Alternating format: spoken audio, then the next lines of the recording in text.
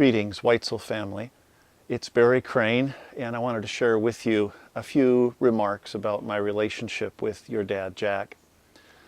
Jack goes back with the Crane family long before I was born. He was a friend of my folks as he went to school in Edmonton, Alberta, Canada, and Dad and Mom were there in the Bible College at Temple Bible College, and Jack made the choice to go to the University of Alberta. And he went to school there, and while he was at school, he also had the opportunity to teach in the Bible college.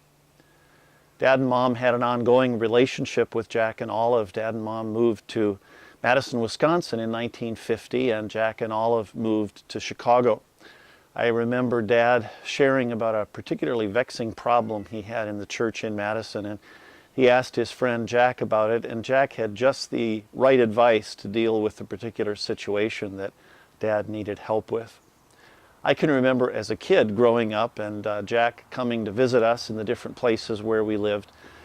He was always so highly regarded by Dad and Mom, and of course Olive was as well. But it wasn't until after seminary, when I was working with my dad in Wetaskiwin, just outside of Edmonton, that I had the privilege of getting to know Jack so much better myself. By this time, Jack had transitioned from pastoral ministry into consulting. And he came up to Wetaskiwin and thoroughly analyzed what we were doing at the church and gave us some great input into things that we could do to help the church to be more effective. In 1981, I moved to Seattle and joined the staff of Westgate Chapel, and the relationship with Jack continued at that time as he would come quite often actually to Westgate to continue to consult with the kinds of things that we were doing and what he thought would be helpful for us to consider in ministry. I always got a kick out of Jack because he was probably the most task-oriented person I know. Jack was very focused on getting the job done, and he also didn't like onions.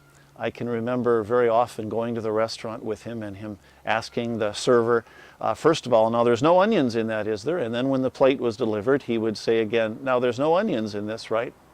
And so between Jack's dislike of onions and his task orientation, I used to joke that Jack's idea of hell was making small talk with a pastor's wife while eating French onion soup. It's interesting for a guy that was as task oriented as Jack to realize another side of him, and that was a tender and compassionate heart. I remember when I went through a difficult transition, Jack calling me and encouraging me, and was one of the few folks that really took an interest in me during that dark period in my life.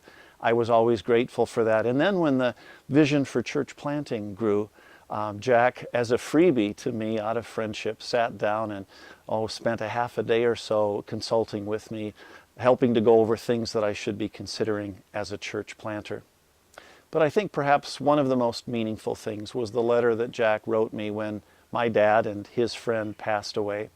When Dad died, Jack sent me a beautiful letter in which he talked to me about the importance of memories and how the relationship that I had with my dad would transition into wonderful memories of my time with him. And I guess for you, the Whitesell family, I'd like to leave that with you as well.